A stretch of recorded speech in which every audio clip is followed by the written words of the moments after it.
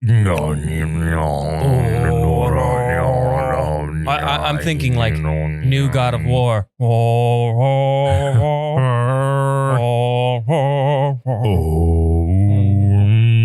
morning! Good morning. Welcome to Taps and Takes, baby! Welcome to Taps.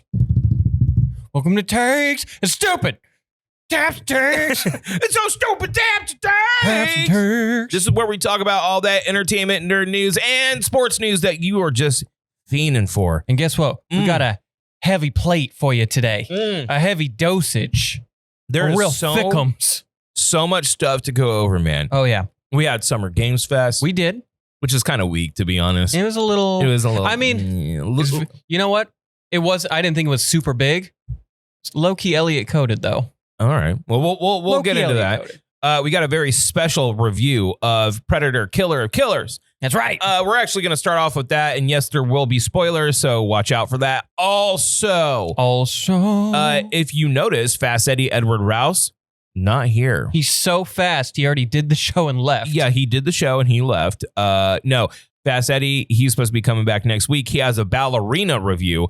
The long and short of it, pretty solid. Pretty damn good. Pretty damn good. I haven't seen it yet myself, so I'll give you my 2 cents when I do see it. There's too many good movies going out right now. You know what? We are in a movie renaissance, and that's a good thing. I feel like summer 2023, 2024, and 2025 were stacked. Rest of the year, I don't know. Yeah. But I feel like the summers have been so back for movies. And that's a good thing. That is ultimately a good thing. And of course, we got to thank Groggs Traditional Irish Pub. Listen, if you haven't noticed, it is hot as balls outside. It's big hot. It's big hot. You've heard of Big Pharma? This is big hot. And Groggs is big chilly.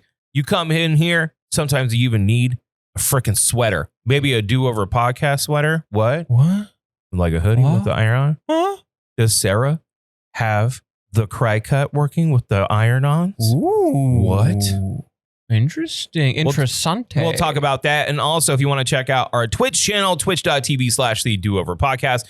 It is probably being recorded as we speak. Jess is off this week. She needed some time off. That's okay. She's so tired. She's a working gal. She is a working gal. We are going to talk about, though, on the podcast, how the girls' Classy, Sassy, and Shade has now became Classy, Sassy, and Classy, Sassy, and Conspiracy Channel.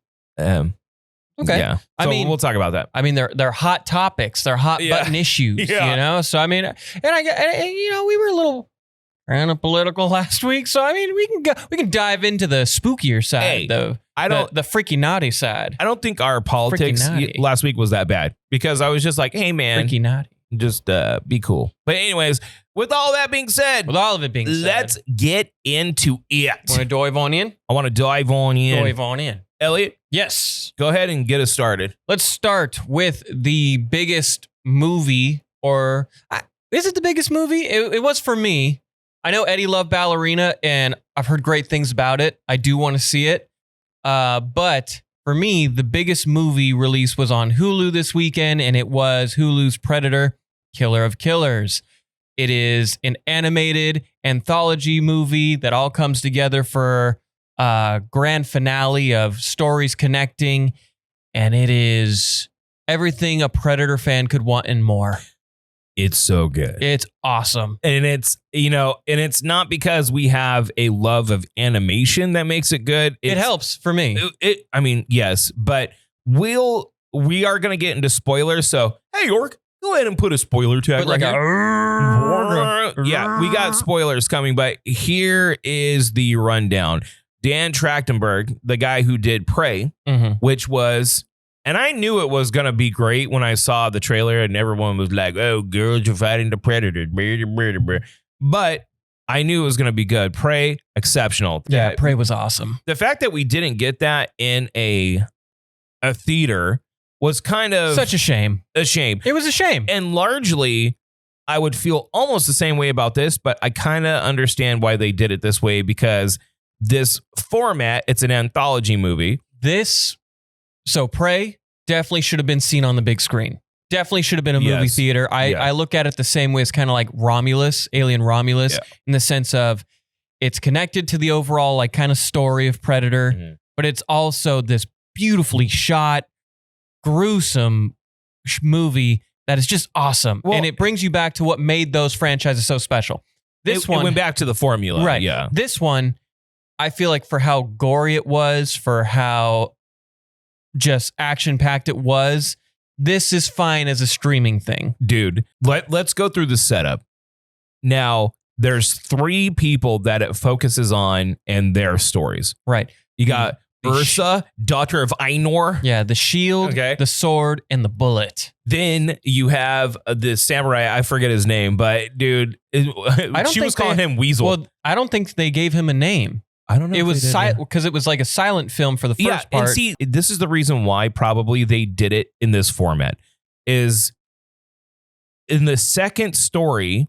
So the first story, it's Nordic. Yes. Okay. It's Viking. Mm-hmm. The second story is feudal Japan, samurai and ninja. Very cool. Twins that were kind of split because one was vying to be the shogunate, or the warlord. One didn't want to fight his brother. The other one wanted power, essentially. And then when their father died, he came back to get back together. He was pretty much exiled from the clan because he wouldn't fight his brother. Comes back, and there's 2 sentences in that whole and it's story. at the very end of the. It's at the very end. Very end. Then you have the Bullet, which is a World War II pilot. Which at first I was like, it kind of felt like I was losing something with Predator, as it was a dogfight. It was a pilot dogfight. But the more I thought about it, I was like, this is something we've never seen. Right. It shows off the Predator as a specialist in something different than just hunting. Right. Or a different style of hunting. And I was like, I'm glad they did it. Yeah. Because it gives you a different perspective of how they could view hunting in general. And then at the end, and then this is a spoiler, because at the end of each story, it kind of fades into their memories. Like the story of their fight is their memory, and they're all on a ship going somewhere with these tags. These 3 people from different times, right, are going somewhere. And basically at the end, it's a battle royale. One person lives, and that one person will fight the mega predator warlord. Or a farming specialist. Just standing over him with the giant skeleton throne and every. Oh, it was so sick. Let me talk about I'm going to get what I didn't like about it out of the way up front. Okay. There was some very big at the end, mainly. Everything else was fine, but at the end, there was some big okay, he just did that kind of a thing, like logic issues. Sure. You just know how to use their tech now, or you just know how to fly their ship now. He was listening to the ship. I know. And I know that was a foreshadow thing about feeling the machine around. I get it. But at the same time, I was like, okay, that's very unbelievable. Sure. But it works good in an animated format. Yeah, right? that wouldn't have worked in live action, for sure. The other problem I had is these people were captured, they were abducted, and basically brought to this battle royale thing to fight each other as champions, right? Right. But usually the Yucha, the actual race of the predators, if you kill the predator that's coming after you, which all 3 of these people killed the predator, when you kill the predator, you get kind of like a trophy, and they fuck off. And then they respect it. They're like, oh, you're one of us.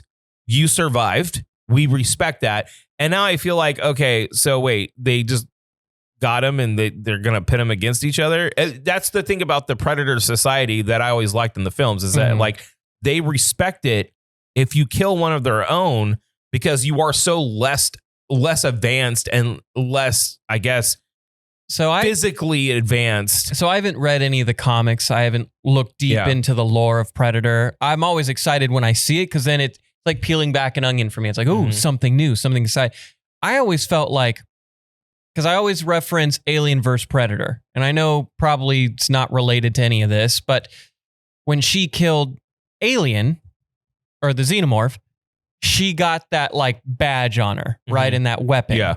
Yeah. But I'm trying to think of in the Predator movies, were they ever really because we don't see what happens after with the other Predators, right? So it's did Dutch just get to live the rest of his life? Right. Did I don't know the guy's Predator 2's name. Danny Glover. Danny Glover. I mean, like his character name. Yeah. Essentially Danny Glover. Like, did he get left alone after this? So I'm glad they kind of give you like an answer to what could have happened to the protagonist or like the guy in Predators.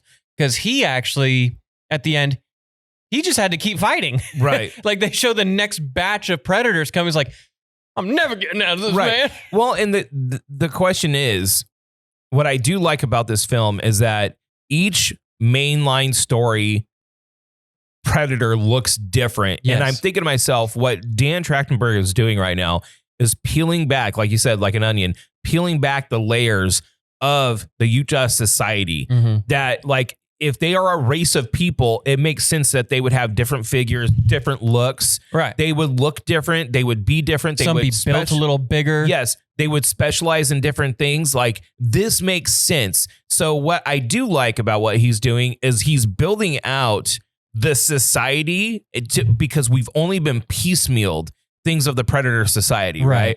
So, all in all, I give it a 9.5 out of 10. I gave it a flat 9. I loved it. It's so good. My only issue is I wasn't necessarily convinced on the dogfight, the pilot part, just because it's so different. I'm glad they did it. I don't know if it hit 100% for me. And I just felt like it did leave me wanting more. Oh, yeah. Like so much more. I'm interested. I hope they revisit this style of storytelling and they do this again and further the story of these characters, because I really liked all of them. Even the pilot, which I thought for me would be the one story that I wasn't into. I like the pilot too. Well, and I just think that he's too like... No, I didn't mind. I think his name was Jesse, if I'm not mistaken. I could be wrong. It's not that I didn't like him. I liked his character a lot. I just the style of combat, I guess, is so foreign to me in a Predator film that it took me a minute to like, do I like this? Do I not? It feels very. It didn't feel as like live or die, because I mean you could just get out of the plane and then boom, he's not going to hunt you anymore. Not necessarily. I mean, like if he had never gotten on that plane, he's never hunted. I don't know, man. I thought what they did was good. I think it's an excellent movie. I agree. It's probably, for me, it's third. For me, it's side by side on Prey. It goes Predator 1, Prey, and this movie. I think Dan Trachtenberg is, now we'll see what happens with Badlands at the end of the year. But this makes me even more excited for Badlands because we're going to have a Predator as the main protagonist. And I'm thinking to myself, like, bro, and then they kind of, the callers that they had kind of translated the Predator's language and they spoke and it was sick. And I was like, they're going for it. You know, to give them credit, they're going for it. And the only thing that you can do with this franchise is kind of expand on what they are to make it even better. And I feel like he gets it. And like literally the only problem I had is like, oh, okay, so if you beat the Predator and they give you a trophy, like then they'll come abduct you and like you're fucked anyways. Well, that doesn't seem like, it doesn't seem congruent with the canon that has been established. I kind of get it though, because they are hunters at the end of the day. So like if you killed one of the Predators, you are just more dangerous prey. So I guess the trophy would mean more if you actually hunted them. And that last shot where that alpha predator, a king predator or whatever, like just turns to him and says, let's go hunting, and all the ships start to rise over the sunset. It's like, ooh, that got me chills just thinking about it, man. It's good. If you haven't watched it yet, hopefully you didn't watch this because we just spoiled it for you, but it's still a good watch. Even if you watch the spoilers on this, it's still a good watch. And you know it's excellent. And you know what's crazy about it? And we'll end on this. Predator, like, 1 will always be number 1 for me. It's an excellent movie. It is, to me, it is a 10 out of 10 film for what it is. Yeah. Right. But there isn't that like heavy emotional impact. This movie, same with Prey, they brought emotion and like relationships that may have been short, but stuck to you. Yeah. That like you'll think about and last, and that brings such a new dynamic to those movies. Well, it made you care about the characters, dude. Right. And it even in like a short story, like it's very short. The storytelling was very short. Yeah, they're probably like 20 minutes. 20 minutes per each story. But dude, you cared about the characters. You cared about him at the end. Right. I was like, I care about all three of these people. Right. Well, especially the Shield Maiden, dude. I love Ursa. No. I'm Ursa. And she just goes berserker and just fucks people up with fucking shields. And her fighting, so good. And her fighting style was and it matched the Predator she fought, was so gruesome and so brutal. It was perfect. And it was so good. Like just the fight scenes in it were so sick. The ninja shit in it was so, God, do you talk about chills? I got chills watching that. I actually rewound it and watched it twice in a row. Favorite Predator out of the trio? I think it's Samurai 1 for me. Yeah, it's probably Samurai 1 for me because I like how he's like lanky. Like he was like lanky and very. Well, and I like how he used different weapons, whereas like the first one was just like a shotgunner. Yeah. And then the pilot, which I don't know, Jesse hit the human character for me, and his dad and his story, that hit, and his relationship with the other pilots, that hit. I don't know if it's like the design or just the fact that the Predator's flying in such a hyper advanced ship. Yeah. It feels kind of like it just didn't sit right with me. I don't know. That'd be like my one thing that makes it not perfect, but 9 out of 10. Yeah. Very good. Now let's move on to something else, man. What we got? All right. Let's get through the movie news really quick because they're shorter, smaller stories. Superman, Crash Fandango. No surprise. Wonder Woman movie officially in the works. The writing process has begun. That's confirmed by James Gunn, which stoked. Yeah, duh. And I'm so excited for the DCU. Like this feels like we're finally on the right track. Well, we'll say that after we watch Superman. True. Okay. It's coming out soon, right? Next month? Early July. Is that before or after Fan 4? I think it goes, and correct me if I'm wrong, I think it goes Jurassic Park, Superman, Fan 4. Let me see here. So Superman's July 11th. I think Jurassic Park's the first weekend. July. Okay, so Superman's first. Okay, Superman 1. And then July 25th is Fantastic Four. Okay, that gives it about 2 weeks. 2 weeks to do its thing. Yeah. So I can't wait for that. Wonder Woman behind James Gunn. I don't know how you can think it's going to be a dud. And then Zelda, Legend of Zelda live action. That got pushed back to May 7th, 2027. We all did. When we haven't gotten any type of confirmation of cast yeah.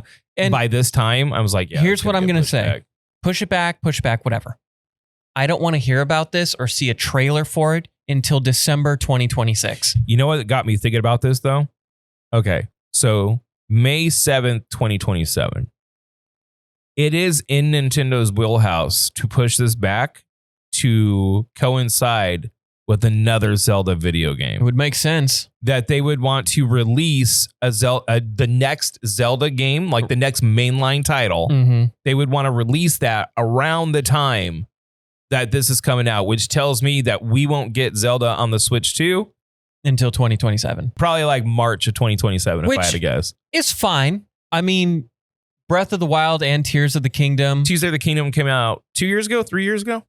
2 years ago. Was it 2? I believe so. Maybe we're working on 3 now, but I believe it's 2. Great game. That's essentially a 10 out of 10 game. Same with Breath of the Wild. So, I mean... Here's the question. Do you think it came out 2023? Okay. So here's the question. Do you think every Zelda moving forward needs to be that formula? Or do you think they're going to go back to the straight up Ocarina of Time formula that they had before? I think the good thing about Zelda is they're not afraid to try different styles. Hell, if you really wanted to, you could probably make it you could make it kind of like a, what's the word I'm looking for? An Elden Ring style if you wanted to. I mean, Link doesn't talk. It is.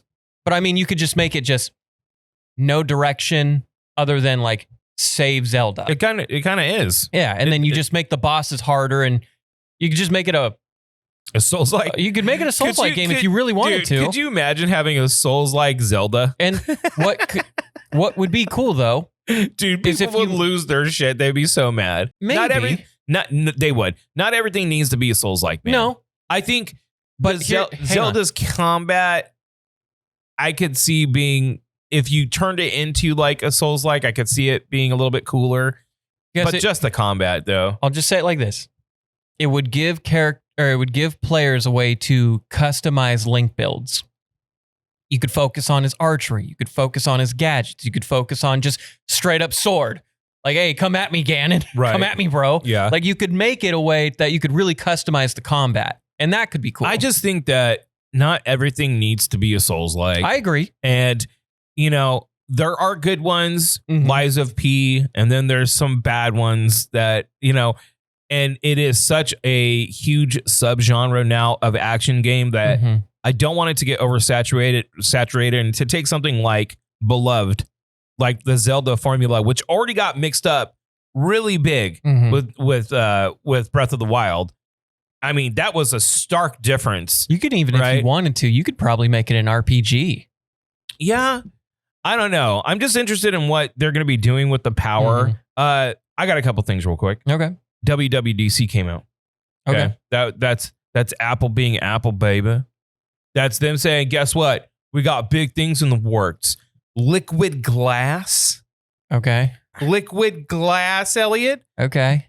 Boom, biking. That was just you could have just put a horny alert, a bonk alert. Biking. It's fuzzy. Biking. What you need, Elliot? What you need? Biking.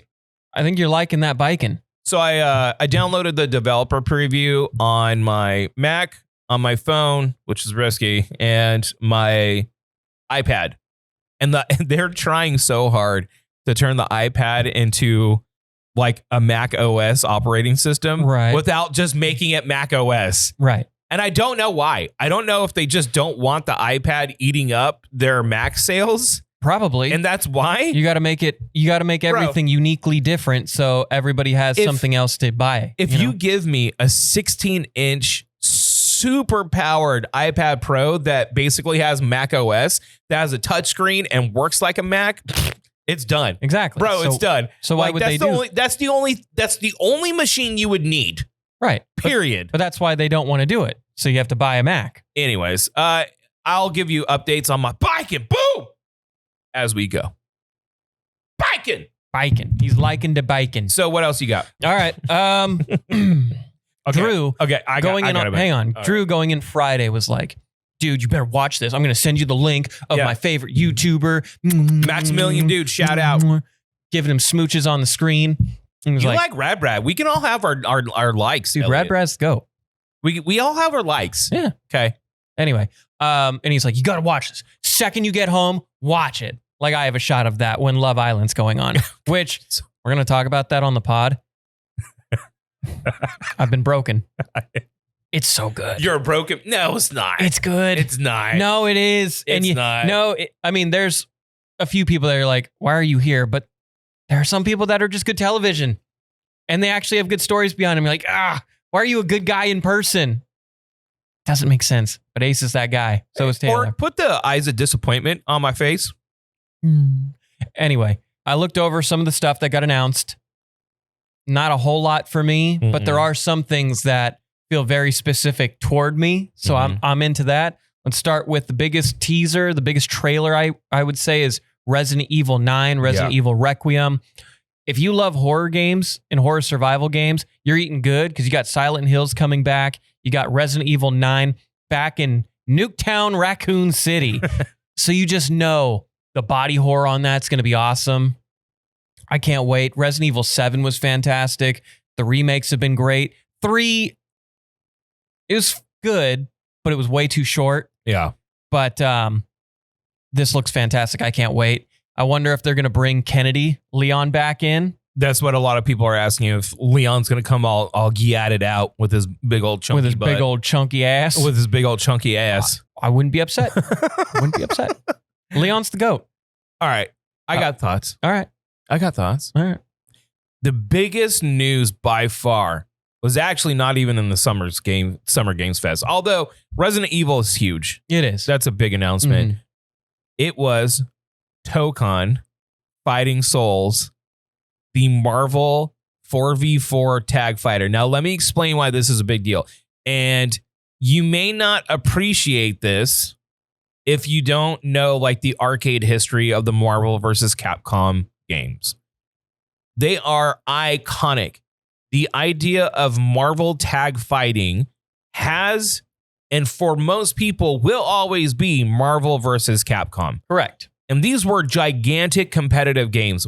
MVC 1 is like where it started. MVC 2 is, it owned the arcade for like a year straight. It owned the arcade for years. And the Dreamcast. One of the most beloved games in history. Then you had MVC 3, which made it mainstream. I think MVC 3 is actually one of the best selling, if not the second best selling Capcom game. Maybe. I mean, how many did people like it more than 2? I don't know. Did it get like is it more well received than 2? I can't imagine it is. 2 million worldwide units.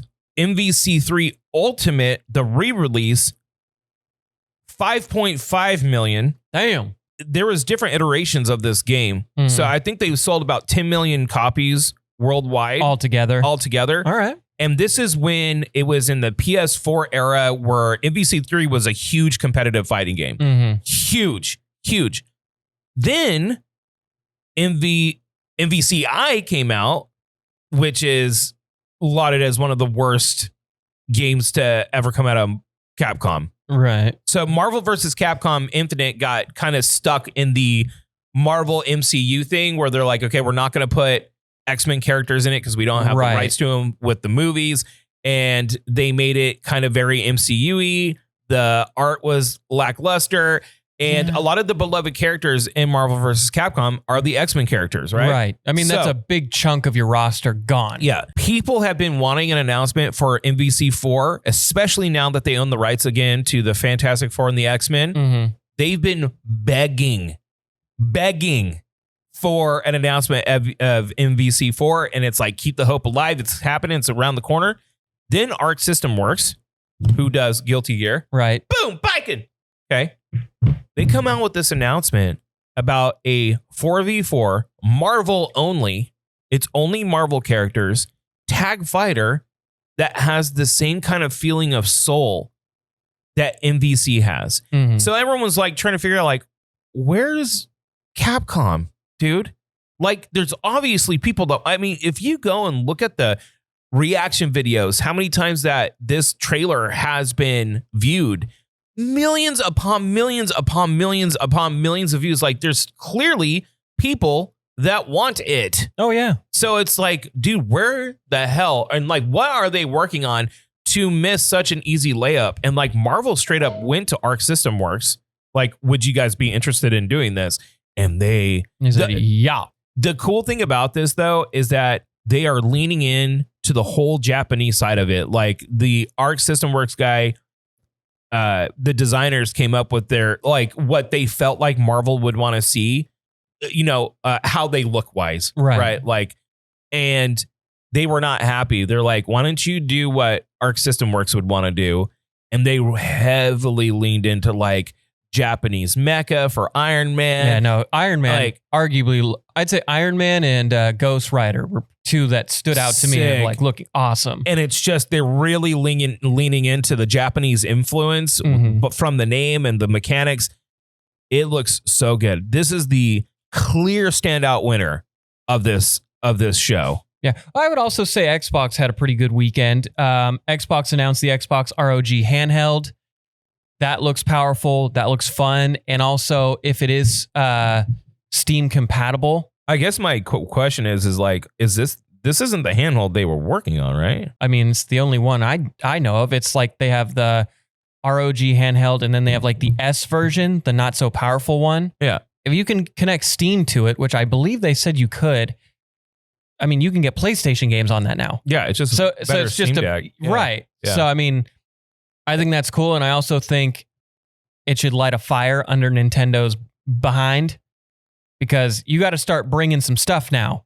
If Xbox is getting into the handheld game, you got to start bringing your stars back. I think at this time, people are just conceding to the fact, especially with all the controversy around the Switch 2, and we both own one. Yeah, is that we pretty much just get these for the, for the first party games that Nintendo has. Although I hear Cyberpunk looks pretty damn good on the Switch too. I hear Street Fighter 6 plays extremely well. Like out of all the consoles, not PC, but out of all the consoles, it plays the best on the Switch. Who would have thunk? Who would have thunk? Who would have thunk it? Gears of War E-Day. Can't wait for Gears, man. So is that a prequel or a remake of the first one? So they are remaking the first one for new consoles. Yeah. So for PlayStation and all that stuff. E-Day is the first day the locusts come. Okay. It's Emergence Day, which is the fabled day in the Gears of War like series. Before it was humans at war, then the locusts arrive unifying Earth.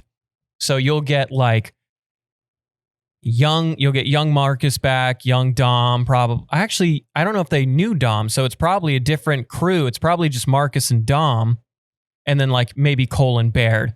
But that's going to be coming 2026. I can't wait.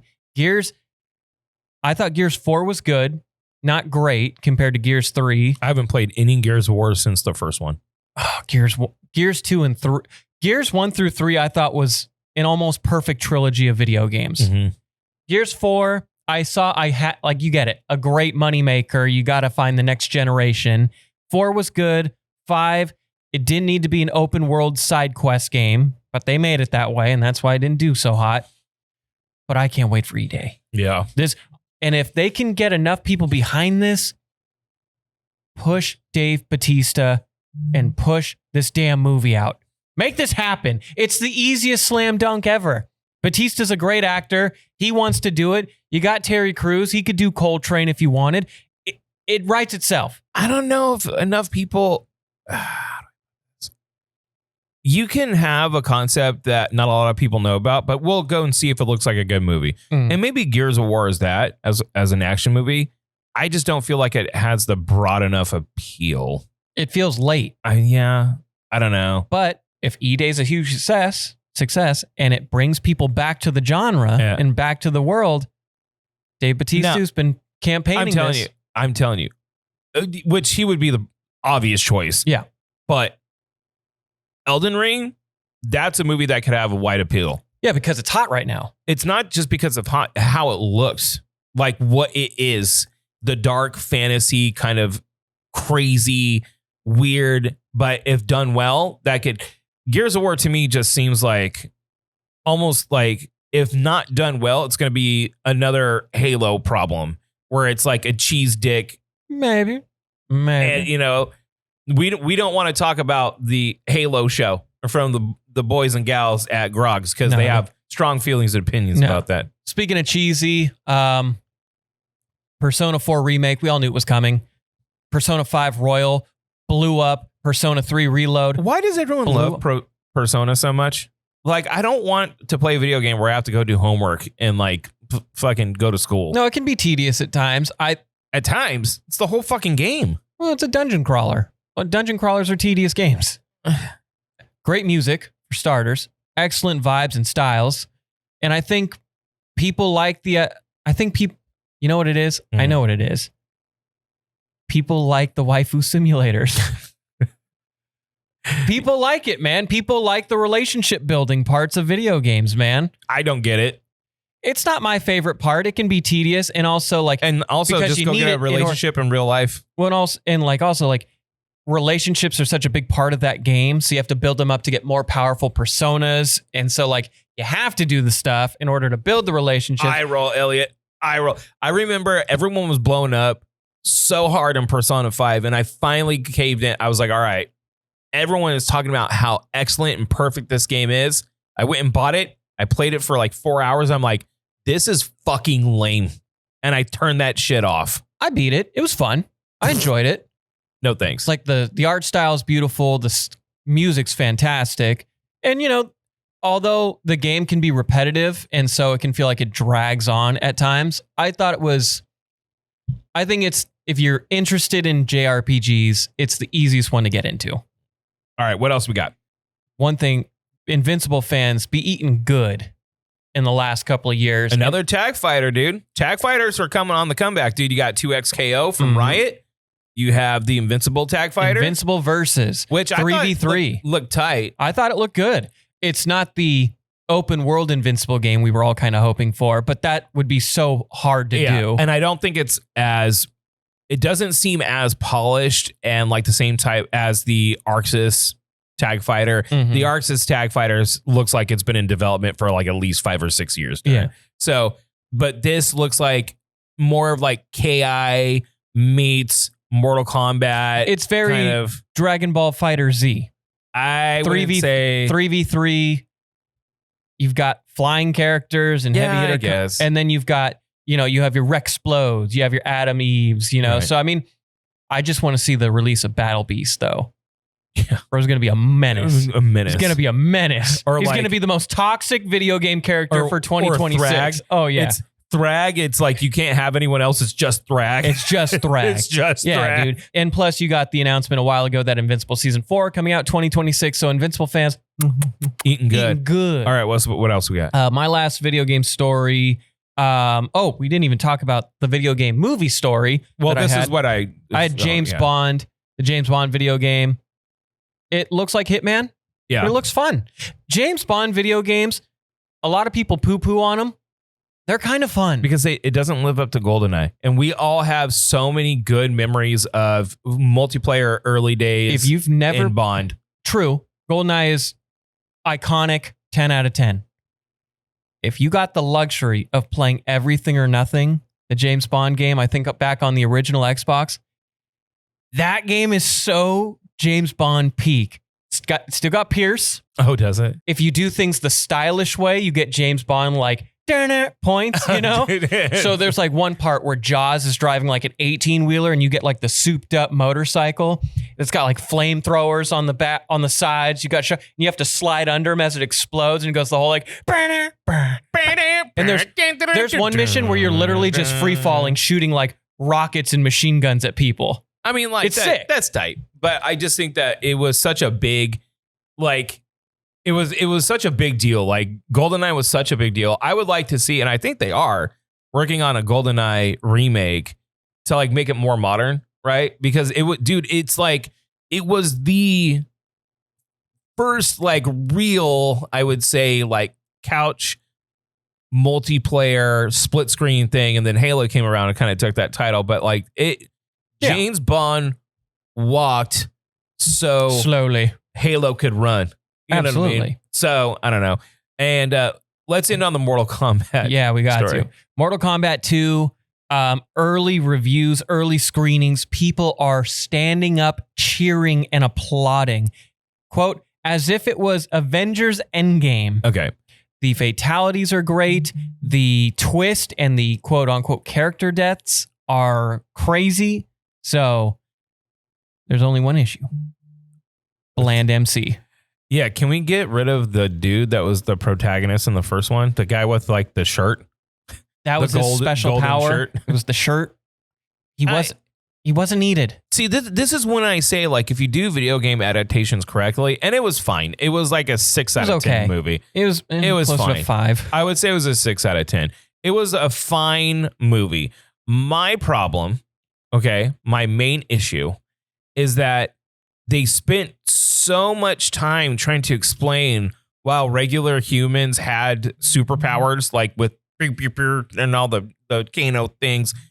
They spent so much time hanging on that. It's like, bro, you didn't even explain anything. You just throw them in there and be like, hey.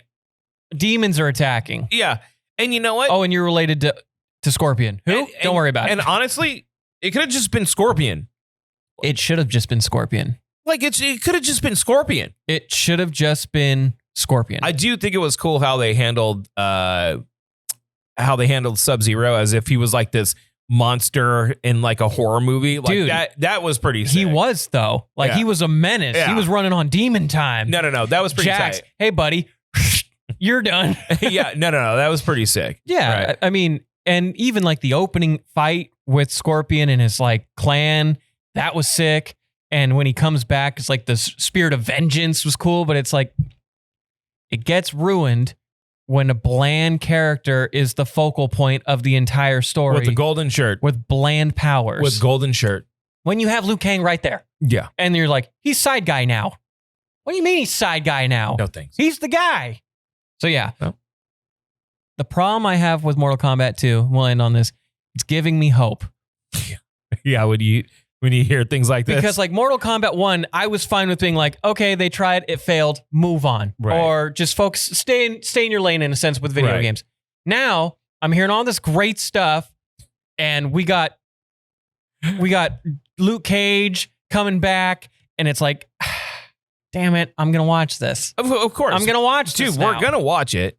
We are definitely going to watch it. And I'm going to fall for the same trap. Now, are we going to like it? Who knows? And also, Johnny Cage is being played by, what's his name? Urban. From The Boys. Keith Urban. Is it? It's Urban, yeah? Keith Urban? I believe so, Keith Urban. Or Keith Urban's a singer, isn't he? You're right, that's singer. Carl Urban. Carl Urban. And, it'll be interesting to see his interpretation of Johnny Cage's character. But, I'll watch it. I'm falling for it. I just, I kind of don't want them to make that. And I want more Scorpion, dude. We all do. Scorpion, not his ancestor. Well, I want Sub-Zero back. Yeah. I want Sub-Zero just freezing peeps. Freezing bitches. Punching arms off. Did you try climbing after me, but your legs frozen? Kick your legs off. Well, there you go. There goes our nerd news portion. It was thick. It was thick. It was nice and thick. Big thick. We're going to take a quick break. We'll be right back with sports. Some sporgans. Sporgandorgans. That's all coming up next. Big shout out to Groggs Traditional Irish Pub at the northeast corner of Willow and Knees. Not only do they house the Do Over podcast for tabs and takes, but they invited us to go blow it up on St. Patrick's Day live on scene. Now that that's done, it's easing us into summer and it gets hella hot here in the Central Valley. Groggs prides themselves on being the coldest drinking establishment in the Central Valley. Literally go down there, get a nice cold pickleback, get a nice cold Guinness, throw it back and leech off that free AC, son. Support Groggs because they support the Do Over podcast. And we're back. It's magic. Big shout out to Groggs. Come and get a ice cold Guinness, an ice cold shot of JAMO with that pickleback, or maybe some delicious food. Just come and chill over at Groggs, baby. Just work when I do that. Just put a little thing in there. Like a little northeast corner of Willow and Knees. You know where to go. Now, with that, Elliot, let's get to sports. Sports. Elliot loves sports and balls and sports. Yeah. So what we got? Got a lot, man. Got a lot going on this week. It's been a heavy week in entertainment, nerd, sports news, So let's dive on in. All right. Let's start with one of the biggest surprises, the NBA Finals. 3 things here. 1, they need to do something about the courts. What do you mean? The courts don't have like anything that says NBA Finals on them. It just looks like a regular home game. Okay. Which kind of is that a problem for you, Elliot? It kind of takes the mystique out of it. You remember when like Kobe and them used to be in the NBA Finals and you'd see the giant Larry O'Brien trophy in the middle. And then underneath on like the side parts, it would just be like NBA Finals and that cool cursive they have. There's none of that. There's none of that. So you feel like you're just watching a normal basketball game. It gives you the stink, huh? It just make us care. Right. NBA already has rating issues. So like, give us a better presentation, right? And it's not so hard, right? But let's get into the actual games because we have the OKC Thunder, arguably the heavy favorites for this finals. Game 1, they're up about 16, 17 points. They're dominating for 99% of this game. But if there's one thing we've learned this postseason, you cannot take the Pacers lightly. They chip away, they chip away, they chip away, they chip away. Oh my God, it's a 1-point game. Tyrese Halliburton, one of the best clutch shooters in the NBA this season, does it again, hits a deep 2 with 0.3 seconds left in the game. Pacers steal game 1. How do the Thunder respond in game 2? By beating the brakes off the Pacers. But you knew that would happen because whenever a team blows it, and that is clearly a more dominant team, you knew they had to come back more aggressive, more desperate. So they take care of business in game 2, but the Pacers did everything they needed. They stole a game on the road, so now game 3, it's back in Indiana, and you know that field house is going to be bumping. But do it again. Bumping. We got game 3 coming up in Indiana. Should be a good one. I still don't see how the Pacers win this series. I just position to position, the Thunder are just better in everything, you know? And I just don't think they have an answer, the Pacers. Now, Rick Carlisle, excellent NBA coach, definitely going to be a Hall of Fame coach. He was the coach that got Dirk his championship to beat the Heat with LeBron their first year. So, I mean, he knows how to go up against heavy favorites. The way OKC's been built over the years of draft picks and developing their players, I just don't see how OKC doesn't win in 5. I have a basketball question for you. I have a basketball answer for you. Why did they fire the Knicks as coach? Tom Thibodeau? Yeah. Well, James Nolan, the owner of the Knicks, he is not everybody's favorite. He's one of those hands-on owners. Oh, God. So when he doesn't like something, he gets rid of things. And there have been stories that Thibs was rubbing people the wrong way. He very much runs like his starting 5 for a majority of the games. He doesn't rely on a lot of bench players. So bench players get issues with it because they don't feel like they're getting opportunity. And also you're running your star players ragged. So when you get to the playoffs, they don't have a tank. They don't have anything left in the tank. Yeah, but they perform the best that they have in decades underneath. In the last 25 years. This is the best Knicks team they've had in 25 years. Right. The Knicks, I don't get the move either, especially because I don't think there are a lot of great coaches available. There have been rumors that Jason Kidd, who used to play for the Knicks and has been regarded as one of the most sought out coaches right now, they're speculating he might have interest in going, and there might be a play to get Giannis from Milwaukee to the Knicks because he used to coach Giannis. So it could be all in efforts to get Giannis with Brunson in New York with Jason Kidd. However, the Mavs just got essentially Cooper Flagg, the star college player from Duke, or he's set to be the number 1 pick. So does he want to leave building his own team or going to New York to have a chance at a super team? Do you think that the coaching made such an impact, or do you feel like another coach can come in with these players and actually make a difference? So I think certain coaches have certain ceilings. And I think Thibodeau's ceiling is a conference finals. Think of it as like Mark Jackson before Steve Kerr. He built this setup to where they developed Draymond Green, Klay Thompson, this young team to be defense first. And they were very good, but they weren't quite great. And so they moved on and pivoted really quick, and they got Steve Kerr, who's very offensively focused, defensively sound, just kind of just brought everything up another level. I think the Knicks are trying to hope for something like that. You had a defensive kind of focused coach who works you hard, that runs you into the dirt, essentially. But now you need somebody that can get the offense and the defense firing on all pistons. So I think they're hoping Jason Kidd, who's had some success as a coach, kind of elevate and then bring the players back in. And when you have a player as respected as Jason Kidd. Yeah, I was going to say, if they did get Jason Kidd, that would be kind of a big deal. Well, especially because it could really give Giannis a reason to go to New York. Now, I don't think the Bucks would want to do that, but Giannis is kind of stuck. Mm-hmm. The Bucks are kind of like the Knicks in the sense of they've got a very obvious ceiling. Even with one of the best players in the world, they can't get out of the first round. So maybe it would be better for Giannis if he left, and better for the Bucks, because then they could just get so much back for him. And so you could just kind of rebuild. It would suck for a few years, but at least you have a future set. Like, okay, we're redeveloping our players, we're redeveloping new players and see where it goes. And then Giannis can spend the next decade dominating somewhere else. But those have just been the rumors. Thibodeau, like you said, though, the best coach the Knicks have had in 20 plus years, got them to their first Eastern Conference Finals since, I believe, 2025. You hear or stories, 2020 or 2000. You hear stories like this, and I feel like it really does boil down sometimes to some of these owners. Yeah. The owners having, like I'll burn you to the ground because I have so much money I can buy my way out of it. Mm-hmm. Any problem. Instead of like thinking, okay, so what's good for the team? Look at it from a because we've talked about this before. What's good for sports teams when they win?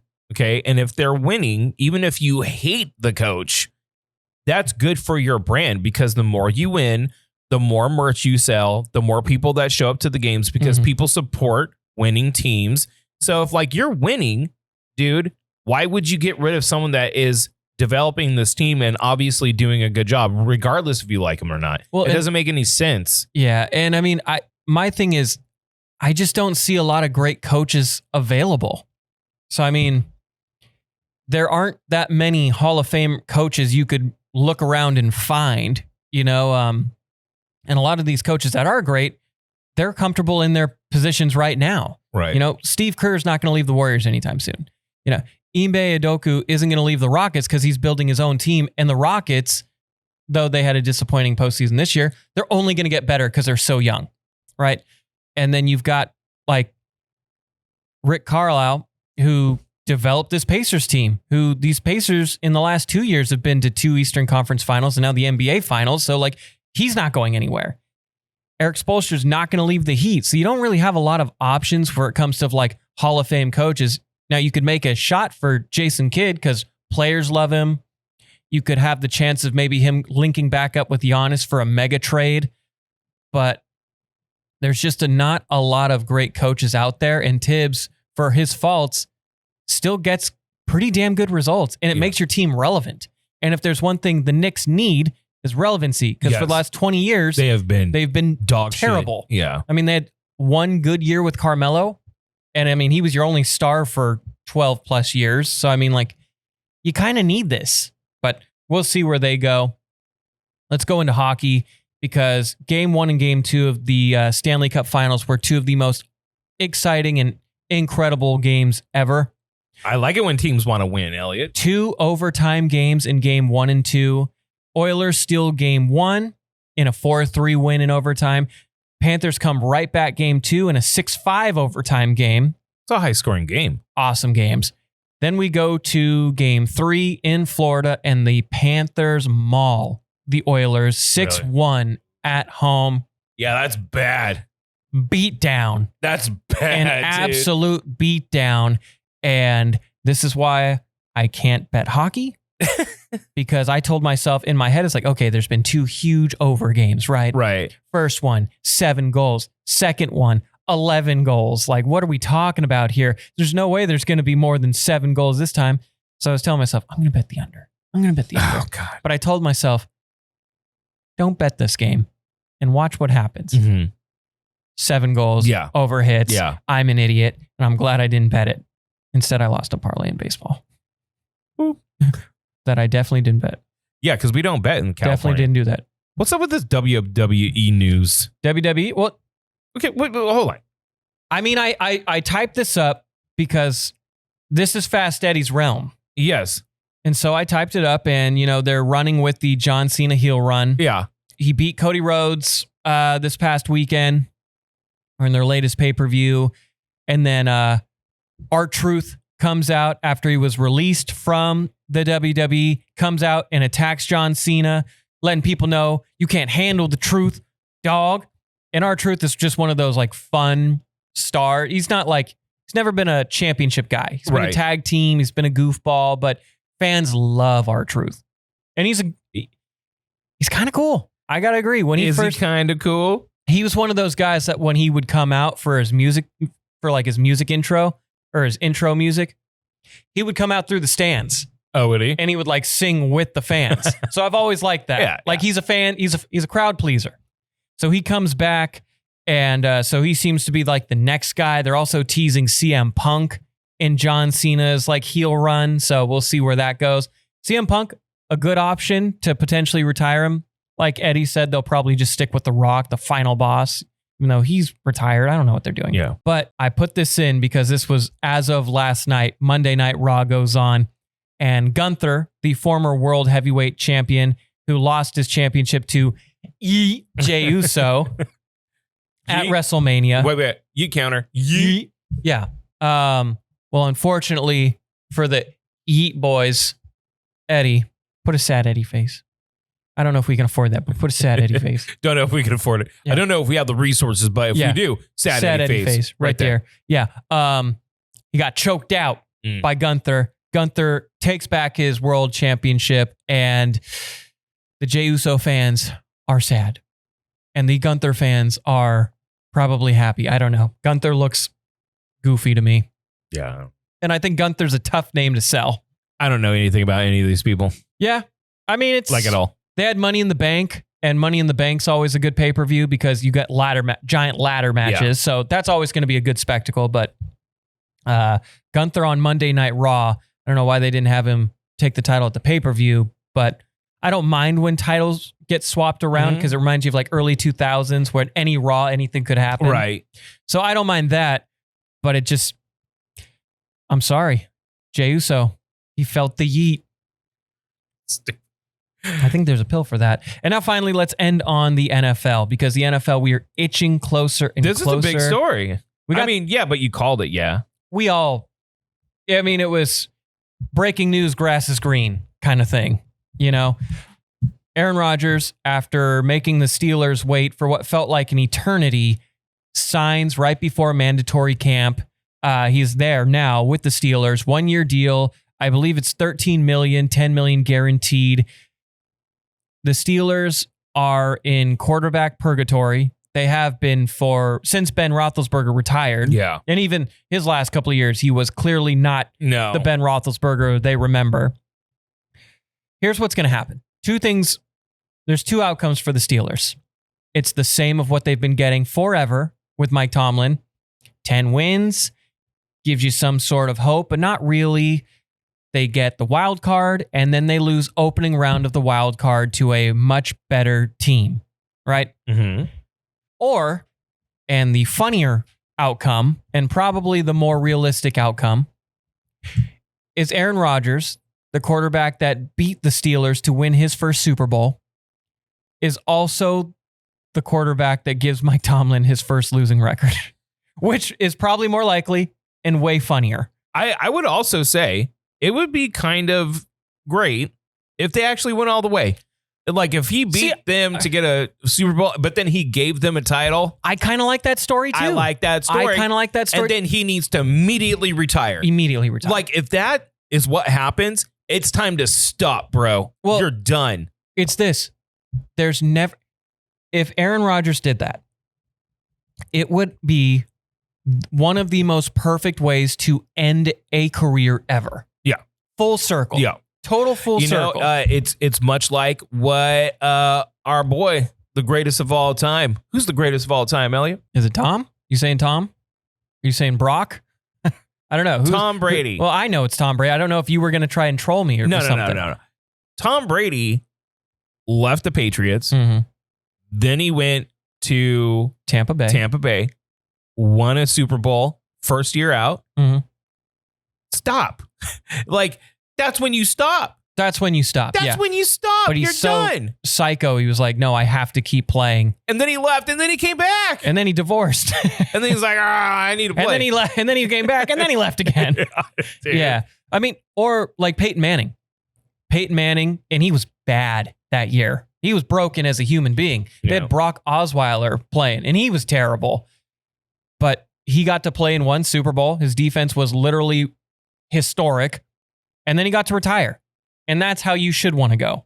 So if Aaron, I doubt you're watching this. I don't know if you are. You're into weird stuff. If you find a way into the big game and you win with the Steelers, it's time to stop. Let it go. You did it. It's perfect. You did it. It's a perfect end. It's the best NFL story you could absolutely ever tell for your own self. And Packer fans will still love you. Yeah. You know? Yeah. You're always going to be remembered as one of the all-time greats. Even though you're kind of high on your own supply and a little bit. That's okay. You know that happens to people. Yeah. It happens. Yeah. Anyways, what else we get? Last two little stories. Speaking of Packers, we'll go into this one. The Green Bay Packers released veteran cornerback Jair Alexander. When healthy, he is a dominant corner. Mm-hmm. Unfortunately for him, he just hasn't been able to stay healthy over the last couple of seasons. He was going to get expensive. My only issue is you probably could have gotten a trade if you really tried for it. Instead, they released him, so you get nothing for him. And what I feel like happens with a lot of Packer defensive players, they'll probably end up in the NFC, and we're probably going to have to play against him, and he's probably going to be awesome, and it's probably going to bug me. Like a Saquon Barkley situation? Yeah, I mean, like, when Packers release players, they always, I feel, end up in the NFC North as either a Lion or a Bear or a Viking. And then they always play kind of sick. And you're like, damn it. Right. I hate how much I still love you. Yeah. And it's like seeing an ex and you're like, they clearly got in shape and they're like, I'm happy for you. They but clearly also, got in shape. like they're clearly doing better. And you're like, where was this when we were together? Yeah. Why did you do this when we were together? Yeah. So like not be psycho and super hot. Like what the hell? Yeah. So hope for the best. I wish the best for Jair. He was great for when we had him. And then finally, and this is a story I hope turns out successful. Nick Chubb, Cleveland Brown running back. He had that gruesome, like all knee injury. Yeah. Taking on, I believe it was the Browns in that snow game. Destroyed his knee. Went 4 different ways. ACL, MCL, like the works. One of the most brutal leg injuries you'll ever see an NFL player receive. Comes back. He is now signing a 1-year deal with the Houston Texans. And this is actually very good for the Houston Texans because they already have a pretty good defense. They got a great quarterback with CJ Stroud. Joe Mixon, stud running back. And now you got another just beast of a running back if healthy. This is going to be a mean team you're going to have to play. So if you're the Houston Texans, you love this. Plus, it's a 1-year deal, so it's not going to break the bank. And you can kind of see if if you want to keep kind of like the Lions, how they have the 2 running back boom, Knuckles and Sonic and Knuckles, kind of like speed player and then hitter. You could have that with the Texans, and that could just be brutal for AFC players to have to deal with. So good for the Texans, man. How much was his contract for? It was just a minimum deal, 1-year contract. So it's very cheap. And it's very it's like a trial. Like, hey, how healthy are you? Yeah. And also, it might not be for us, but you could revamp your career. And then another team could sign you for a couple of years. So hopefully Nick Chubb bounces back because when healthy, dog. Yeah, and I like his name, Chubb. Chubb. That Chubb, I like that Chubb. That's right. That Chubb. He really knows how to spring in action. You know what I'm saying? And there you go. There's this week's episode of Taps and Takes. Another big old shout out to Groggs Traditional Irish Pub. We love them as they're getting set up. Yep. They kind of hinting, get out of here. Yeah, they need to open up their doors so they can operate. So we need to get the fuck on out of here. But do support Groggs, the northeast corner of Willow and Knees. And then, after you watch this, go and check out our live stream at twitch.tv/The Do-Over Podcast. 559-403-0193 is our hotline. Go ahead and give us a call. Leave a message if we don't answer, but we will be going live. Jess is out this week. And go and subscribe to all of our stuff on YouTube, on Spotify. It's free to do so, and we appreciate it. So until next week, gotta go love you. Bye. Bye. That was weird. Bye. What are you doing? What are you doing? Stop. What do you do? Go. Stop.